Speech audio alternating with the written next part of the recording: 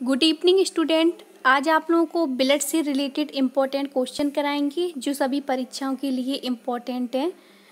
अगर आप लोग किसी का भी आंसर जानते हो तो कमेंट सेक्शन में कमेंट करके बता सकते हो। तो देखिए स्टार्ट करते हैं। सबसे पहला क्वेश्चन है, रक्त होता है एक संयोजी ऊतक, एक उपकलित ऊतक, रेशेदार ऊतक या उपयुक्त सभी। तो देखिए जो ब्लड होता है वो एक प्रकार से कनेक्टिंग टिश्यू की तरह वर्क करता है। कनेक्टिंग टिश्यू जिसको हिंदी में कहा जाता है संयोजी ऊतक, यानी जो ह्यूमन का ब्लड होता है वो कनेक्टिंग टिश्यू की तरह वर्क करता है। एक क्वेश्चन आता है, ब्लड की स्टडी को क्या कहते हैं, यानी रक्त की स्टडी को क्या कहते हैं। तो रक्त की स्टडी को कहते हैं हीमेटोलॉजी। इंपॉर्टेंट है, रक्त की स्टडी को क्या कहा जाता है, हीमेटोलॉजी कहा जाता है। तो देखिए जो ब्लड होता है वो एक प्रकार से सर्कुलेटरी ऑर्गन होता है। आगे आप लोगों को इसका थ्योरी पोर्शन कंप्लीट करा दिया है, आप लोग प्ले लिस्ट पर चेक करके देख सकते हो। नेक्स्ट क्वेश्चन है, एक स्वस्थ व्यक्ति में ब्लड की मात्रा कितनी होती है। इंपॉर्टेंट है, 5 से लेके 5.5, 4 से लेके 4.5, 3 से लेके 3.5, 6 से लेके 6.5। तो देखिए एक हेल्दी मनुष्य में ब्लड की मात्रा होती है कितनी, 5 से लेके 5.5।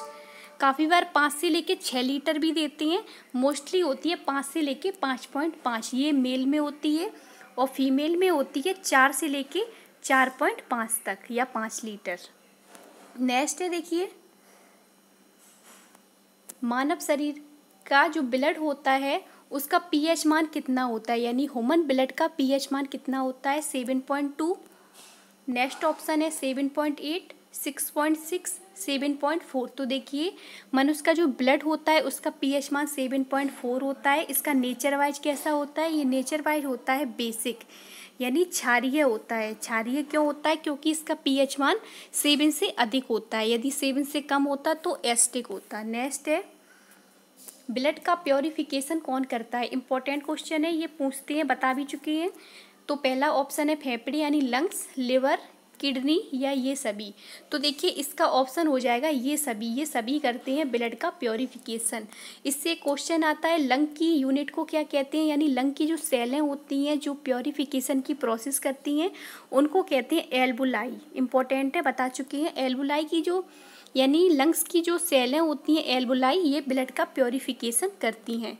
और देखिए किडनी की सेलों को क्या कहते हैं, किडनी की सेलों को कहते हैं नेफ्रॉन सेल, जो ब्लड के प्योरिफिकेशन में हेल्प करती हैं। इंपॉर्टेंट है, तो इसका आंसर हो जाएगा ये सभी। नेक्स्ट है,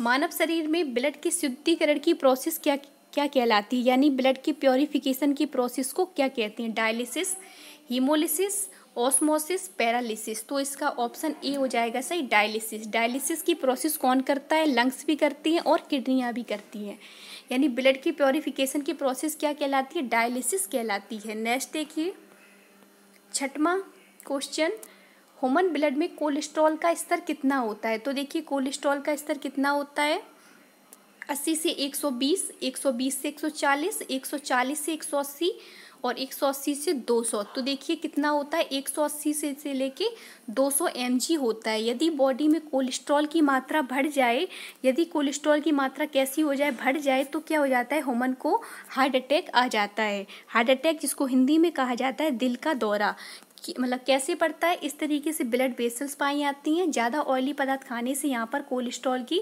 परत जमने लगती है, तो क्या हो जाता है, जो ब्लड वेसल्स होती हैं वो ब्लॉक हो जाती हैं और यहाँ पर ब्लड का सर्कुलेशन नहीं होता है। तो यहाँ पर कोलेस्ट्रॉल का स्तर बढ़ जाता है या कोलेस्ट्रॉल जमा हो जाता है, जिससे मनुष्य को हार्ट अटैक की प्रोसेस हो जाती है। तो इसका डी ऑप्शन हो जाएगा सही, 180 से लेके 200 mg। नेक्स्ट है, मनुष्य में देखिए मनुष्य में जो ब्लड होता है उसमें शर्करा का स्तर कितना होता है, देखिए 30 से 50, 50 से 70, 80 से 100 और नेक्स्ट है 120 से 140। तो इसका सी ऑप्शन हो जाएगा सही। तो देखिए मनुष्य के ब्लड में शुगर लेवल कितना होना चाहिए, 80 से लेके 100 तक होना चाहिए। यदि इससे ज़्यादा हो जाएगा तो डायबिटीज़ मिलेटस डिसीज उत्पन्न हो जाएगी। नेक्स्ट है, एडल्ट में खाली पेट में ग्लूकोज की मात्रा कितनी होती है, यानी जो एडल्ट एनिमल होते हैं उसमें देखिए ब्लड में ग्लूकोज का स्तर कितना होता है, 200, 160, 100 और नेक्स्ट देखिए 60। तो देखिए वयस्कों में ग्लूकोज का स्तर होता है ब्लड में 60%।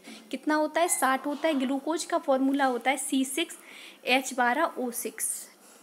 नेक्स्ट है देखिए 9वां क्वेश्चन है, मानव में कुल रक्त आयतन में प्लाज्मा का परसेंटेज कितना होता है? 45, 50, 55, 60। तो देखिए प्लाज्मा का परसेंटेज कितना होता है? प्लाज्मा एक प्रकार से लिक्विड पार्ट होता है। लिक्विड पार्ट में कितना होता है प्लाज्मा का मतलब मान कितना होता है? 55% तक होता है। इसकी मात्रा होती है 55% प्लाज्मा की। लिक्विड पार्ट में 55% प्लाज्मा पाया जाता है। नेक्स्ट देखिए मानव रक्त में प्लाज्मा में जल कितने परसेंट पाया जाता है? देखिए कितने परसेंट?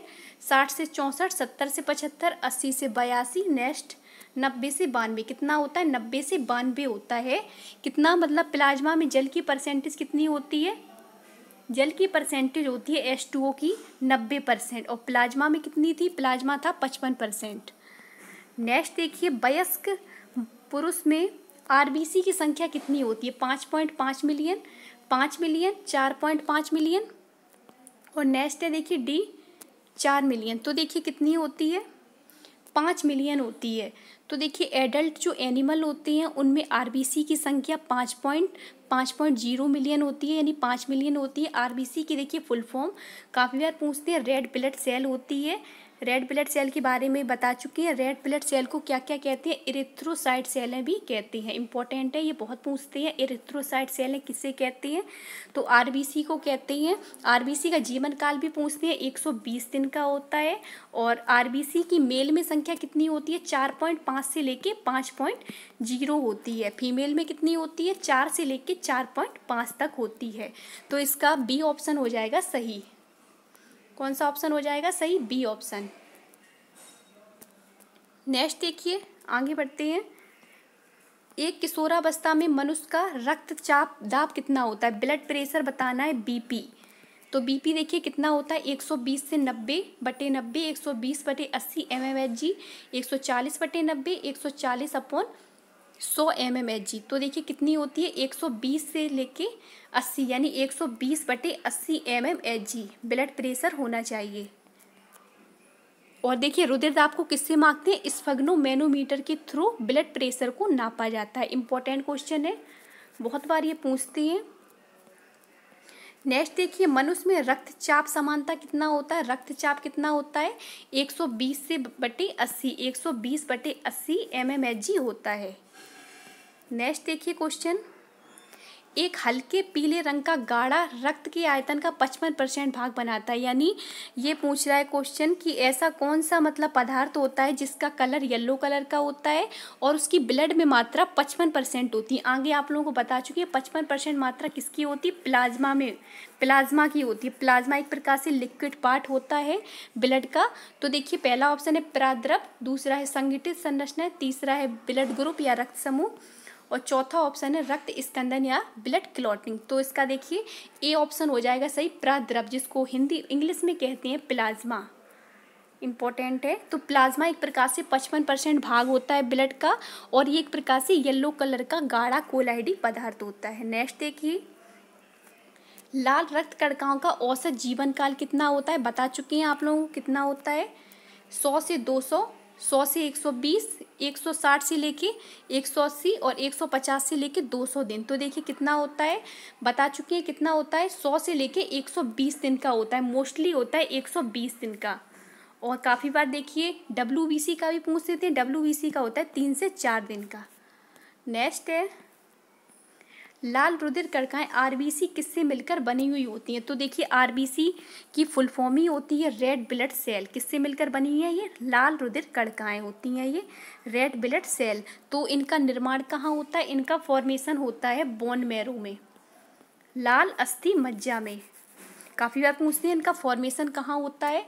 तो नीला अस्थि मज्जा, लाल अस्थि मज्जा, श्वेत अस्थि मज्जा और देखिए काला अस्थि मज्जा। तो इसका फॉर्मेशन बताया है कहाँ होता है? रेड बोन मैरो में। किस में होता है? बहुत बार पूछती है ये। RBC का फॉर्मेशन होता है बोन मैरो में। और इसकी डेथ भी पूछती है। डेथ कहाँ होती है? स्प्लीन में होती है। स्प्लीन को हिंदी में कहते हैं तिलिया, वो तिल्ली या पिलिया। नेक्स्ट देखिए निम्न में से कौन मानव शरीर के विभिन्न अंगों का ऑक्सीजन वाहक होता है? तो देखिए, पहला ऑप्शन है आरबीसी, दूसरा है डब्ल्यूबीसी, प्लाज्मा या तंत्रिकाएं। तो देखिए इसका ए ऑप्शन हो जाएगा सही, आरबीसी। आरबीसी देखिए ये क्या करती हैं, ये एक प्रकार से ऑक्सीजन वाहक होती हैं, ऑक्सीजन को ट्रांसफ़र करती हैं। और देखिए आरबीसी का जीवन काल बता चुकी हैं 120, और इसका फॉर्मेशन कहाँ होता है, बोन मैरो में होता है, रेड बोन मैरो में। और इसकी डेथ कहाँ होती है बता चुकी है, इससे 4 क्वेश्चन पूछे जाते हैं। इसकी डेथ होती है स्प्लीन में। तो इसका ऑप्शन ए हो जाएगा सही, लाल रक्त कोशिकाएं। नेक्स्ट है देखिए, पुरानी नष्टते प्राह लाल रुधिर कणिकाएं कहाँ नष्ट होती हैं? बताया था आप लोगों को लाल रुधिर कणिकाएं कहाँ नष्ट होती हैं, पिलिया में, यकृत में, आमाशय में, अस्थि मज्जा में। तो उसका ए ऑप्शन हो जाएगा सही, पिलिया, या इसको इंग्लिश में कहते हैं स्प्लीन या तिल्ली भी कह सकते हो, काफ़ी बार आते हैं इस तरीके से। तो किसका मतलब लाल आरबीसी की डेथ कहाँ होती है, पिलिया में होती है, और इसे कब्रिस्तान भी कहते हैं आरबीसी का। अधिक ऊंचाई पर जाने से मानव शरीर में लाल रुधिर कणिकाएं देखिए किस तरीके से हो जाती हैं। तो देखिए आकार में मतलब बढ़ जाएंगी, आकार में छोटी हो जाएंगी, संख्या में बढ़ जाएंगी, संख्या में घट जाएंगी। तो देखिए अगर आप लोग ऊंची जगहों पर जाएंगे तो मानव शरीर की जो आरबीसी होंगी वो बढ़ जाएंगी। और काफ़ी बार ये भी पूछती हैं कि जब मनुष्य सो जाता है तो उसकी आरबीसी की संख्या में क्या होता है? तो आरबीसी की संख्या घट जाती हैं, और इसका ऑप्शन सी हो जाएगा सही, संख्या में बढ़ जाती हैं। यदि वो ऊंचे स्थान पर जाएगा तो क्या होगा, आरबीसी की संख्या बढ़ेगी, और यदि वो सो जाएगा तो उसकी आरबीसी की संख्या घट जाएंगी। इंपॉर्टेंट है। नेक्स्ट देखिए, प्लेटलेट्स का दूसरा नाम क्या होता है? इंपॉर्टेंट है, ये आगे आप लोगों को बता भी चुकी है प्लेटलेट्स के बारे में। तो देखिए प्लेटलेट्स को एक प्रकार से बिम्बाणु कोशिकाएं भी कहते हैं, या एक प्रकार से इसको थ्रोम्बोसाइट सेलें भी कह सकते हो। ये स्तनधारियों के ब्लड में प्रेजेंट होती हैं, और ये ब्लड की क्लॉटिंग में हेल्प करती हैं। इसमें न्यूक्लियस प्रेजेंट नहीं होता है, और ये बॉडी टेम्परेचर को बनाए रखती हैं। तो देखिए प्लेटलेट्स का दूसरा नाम होता है ल्यूकोसाइट ऑप्शन, और इरेथ्रोसाइट, और प्लेटलेट्स या थ्रोम्बोसाइट। तो देखिए इसका कौन सा ऑप्शन हो जाएगा सही? तो देखिए तो आगे आप लोगों को बताया था ब्लड प्लेटलेट्स का दूसरा नाम क्या था, थ्रोम्बोसाइट सेलें था, थ्रोम्बोसाइट सेलें।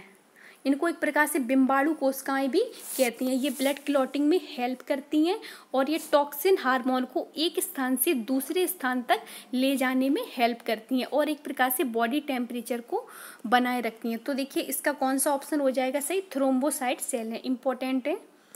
तो आज के लिए इतना ही, ये इतने क्वेश्चन थे, इनकी अच्छी अच्छी प्रैक्टिस करें। वीडियो अच्छी लगी उसे लाइक करें, शेयर करें, कमेंट करें। इसका सेकंड पार्ट जल्दी अपलोड करेंगे। Thank you.